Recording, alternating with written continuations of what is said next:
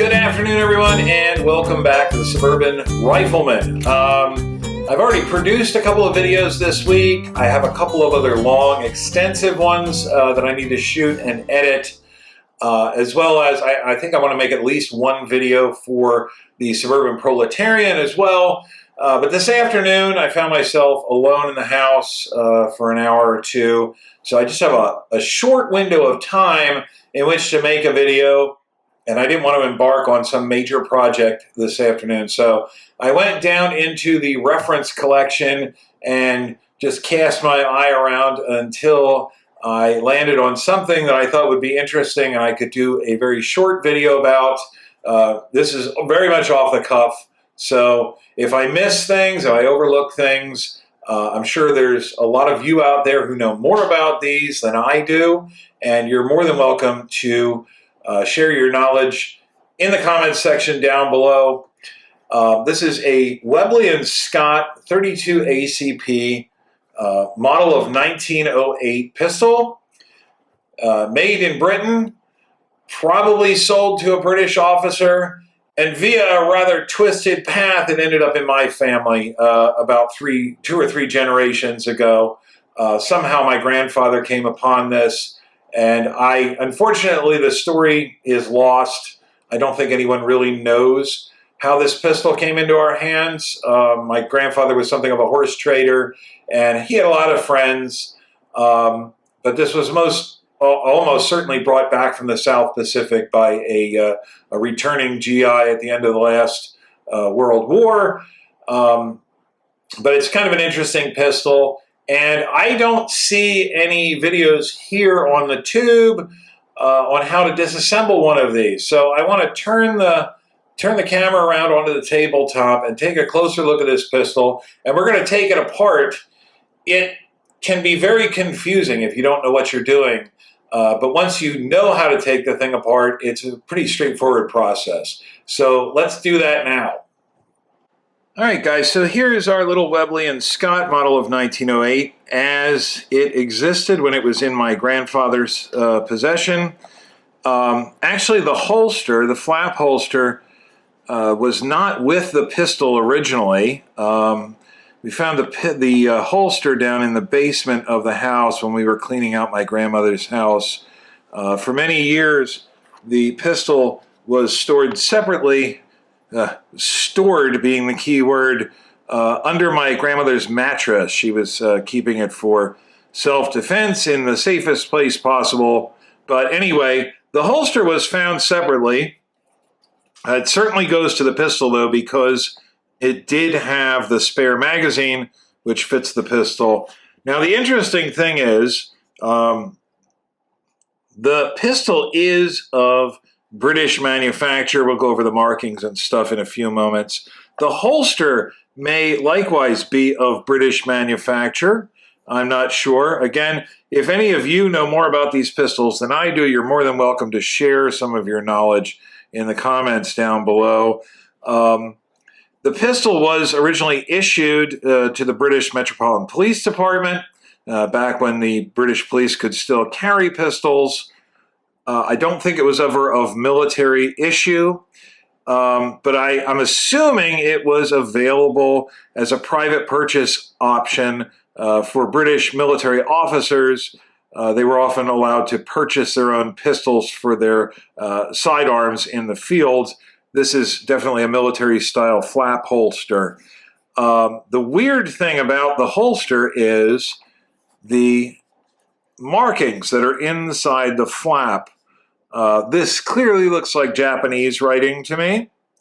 So, and again, there's no documentation on this pistol. So by what method it came to us, I have no idea. So I just have to operate under the assumption, and this is pure speculation, it was perhaps purchased by a British military officer who was deployed to the South Pacific, captured by some Japanese soldier or officer, and then subsequently captured by an American GI who brought it home after the war. Pure speculation, though, and I don't know. This may not even be Japanese. This could be Chinese. writing in here. Maybe it was a British police officer in Hong Kong that had it, and the Japanese captured it when they invaded China. I really don't know much more about it. I will take a better view of this legend out in the sunshine with a little bit closer camera, and maybe someone out there who is of Japanese descent or speaks Japanese or reads Japanese can or can correct me on perhaps it's some other Asian language, can share that information with us. So it's a fairly small pistol. These were considered to be pocket pistols, although by modern standards it's rather enormous. The pistol has a very straight grip angle. I think the first models of pistol adopted by Webley and Scott of this pattern were in 1905. The earliest models had a safety lever back here by the hammer. The more modern safety is up here. That's in the fire position at the moment. When it's flipped down, you can see that it says safe right there. We've got the Webley and Scott logo there, which is a winged mini ball in cross section. That looks like a Civil War era musket bullet, cross sectioned with some wings on there, and the W and S logo on the bottom for Webley and Scott. Unfortunately, and I don't know how this happened, there was a lot of rust on this side of the slide. The other side of the pistol is very, very clean and nice, but unfortunately where most of the writing is, it's pretty deeply pitted, but you can see it says Webley and Scott Limited, London and Birmingham, and it gives the caliber of the pistol as 7.65 millimeter or 32 automatic pistol. And of course that's because the 7.65 Browning is the same thing as the 32 ACP. That's been a source of quite a bit of confusion over the years. So it's magazine fed, obviously. It's an auto loader, simple blowback. And the magazine release is down here on the heel, but it's not a typical heel release that just catches the heel of the magazine. You actually depress this button and the magazine releases, because this button cams this plunger out, as you can see. And this plunger simply engages a little hole in the back of the magazine, and that's what locks it in place nice and securely. Being 32 ACP or 7.65 Browning, the pistol is just of straight blowback design. There is no method of locking the slide to the rear. It doesn't lock to the rear on an empty magazine, as you can see here, and there's no manual slide lock. So when you're empty, you're probably going to end up dry firing the pistol once, unless you are good at counting cartridges. It is single action only, and it's hammer fired. And the interesting thing is, there's no half cock notch on the hammer. So when the hammer is down, it is depressing the firing pin. There's a firing pin return spring in there, but when the hammer is down, the firing pin is forward, and I would say it would probably not be safe to carry this pistol with the hammer down and a loaded chamber. So probably the only two safe methods of carrying the pistol would be cocked and locked, or with an empty chamber and the hammer down. So those are your two options. Not really the very best system by modern standards, but it was pretty much the standard of the time. So it does feature these hard rubber or gutta percha grips, which unfortunately have become fragile over time, and this pistol has seen some hard use. So there's some parts, some chunks busted out of the grips, in various places, but they're intact enough that you could still use the pistol. So maybe the most enigmatic thing about the pistol is how does it disassemble? And that can be quite confusing if you're not familiar with the pistol, if you've not been instructed. So I intend to take it apart now, and it's actually very, very straightforward once you learn how to do it. So you've got to have the magazine out. We've already done that. The hammer needs to be cocked back. And in similar fashion to the Walther PPK style pistols, the trigger guard is actually the key to unlocking the slide and disassembling the pistol. And this is a spring which is simply hooked into a slot down below the trigger, and you simply pull it forward until it pops out, and then it sort of rotates. You rotate it as far forward as possible, and then you simply push the slide. It can take a little bit of finesse. You simply push the slide and the barrel right off of the frame. So that's pretty straightforward and easy. The barrel is sort of attached to the slide. In order to remove it, you need to have it in its rearwardmost position and simply rotate the muzzle of the barrel up, and you can slide this sort of locking lug out of contact with the slide, and it just goes back in that simply. Now you might be saying to yourself, okay, where is the recoil spring? Don't see it in there, and it's not apparent anywhere in the top of the pistol. Oh, this is interesting too. You can see here how the trigger guard cams upwards. There's a locking shoulder at the rear of that, which engages this locking shoulder on the bottom of the barrel assembly. And that's what locks the fixed barrel into the frame. So in order to discover how the rest of this pistol works, I'm going to have to remove the two grips. That's affected by just taking out these two grip screws. We will start with the right-hand grip panel. And so we'll simply carefully remove the right-hand grip screw. Make sure you have a properly fitting screwdriver, as always. It's just a little machine screw. Set that aside and simply lift off the grip panel. And now we can see our recoil spring. This is a bit different setup than what we're normally used to.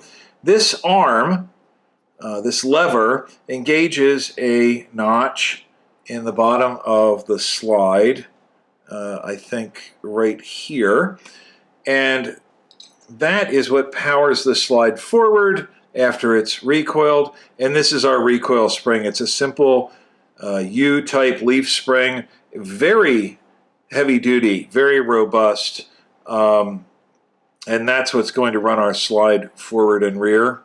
And this arm is simply locked down on top of this stud by the steel collar that's on this escutcheon in the right grip panel. So it's very simple, actually, although it's a bit unusual. Now let's flip over and take off the left grip panel.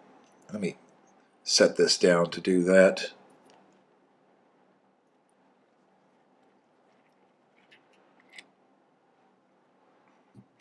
I do like to keep these grip screws on the proper side of the pistol, so we're going to set this off with this grip.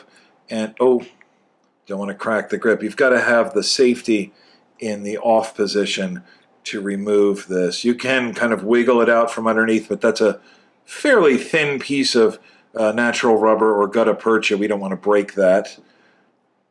We'll set this off to the side. And with the left grip panel removed now, you can see how the trigger works.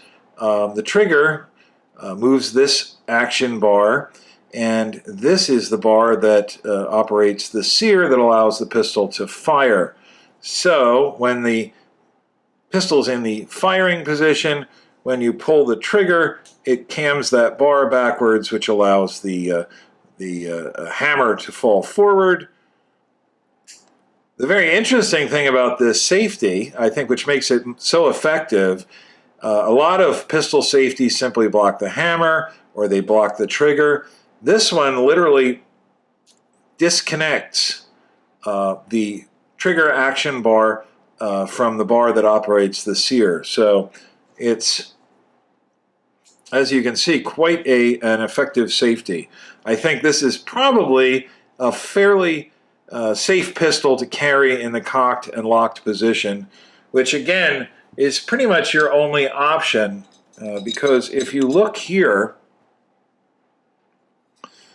when the firing pin plunger is pressed forward, as is the case when the hammer is down on the slide, that firing pin is exposed. So there's no way you're going to carry this thing with a loaded chamber and the hammer down. So I'm going to go ahead and put this thing back together. You might think, wow, this is kind of an interesting family heirloom, something to keep in the back of the sock drawer and keep it very well preserved. And that's true, but that doesn't mean we have to forget about this pistol altogether. I have managed to find a small cache of 32, this is rather old, but 32 auto-loading ammo in the house. So what we're going to do now is take this thing outside and shoot it. We don't even have to go over to the range. We can just do it right off the back porch here. So let's do that. All right, so now we're going to go ahead and shoot the Webley & Scott Model 1908. This thing, it's important to remember this probably hasn't been fired in about 50 years, and the ammunition I found is probably of a similar vintage, so we'll see how well this works. The gun has been cleaned and lubricated. I had inspected it pretty closely to make sure that everything looked like it was in working order. But it's important to remember that when these pistols were issued to the British Metropolitan Police Department, Inspector Lestrade was probably still on duty. So this is a pretty old-fashioned sort of thing. And I'm not shooting at a target. I'm just shooting at a berm over here. The sights, it's important to remember also, the sights on these early 20th century pocket pistols are pretty rudimentary at best. We've got a pretty fat, non-adjustable front sight, which is actually machined integrally with the barrel, and the rear sight is just a tiny little groove right here. So there's basically no sight picture to speak of. So anyway, we'll see what happens. I've got 7 rounds loaded. I think this is an 8-round magazine, but I downloaded it by 1 round because that generally helps with reliability. It's on safe.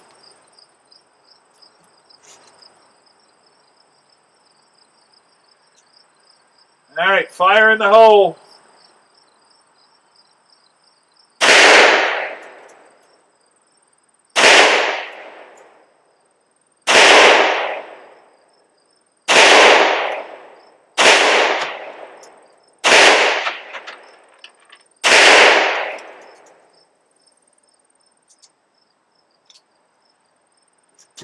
Not too bad. Not too bad. Actually, quite comfortable to shoot and completely reliable, at least for 7 rounds. Maybe we'll take a couple more shots before we wrap this up. Okay, here we go. The old timer's going to take a couple shots.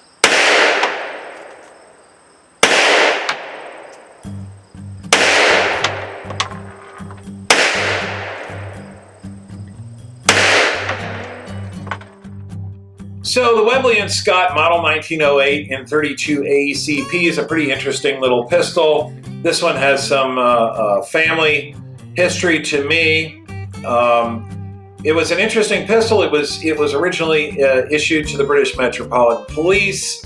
Apparently, I don't think it had any actual military issue, but apparently it was available for private purchase to British military officers or perhaps Japanese military officers. I don't really know, but somehow this one managed to make its way through Japan and back here to the United States by some twisted path. Anyway, I hope somebody out there has found this video to be interesting. If you did and you'd like to see more like it, please consider subscribing to the channel. It goes a long way to help keep me here on the tube. If you're already a subscriber, like, share, tell your friends. You guys know the drill. All those things go a long way to help me out. And when I post my next video to the channel, I hope to see each of you here then. Later, guys.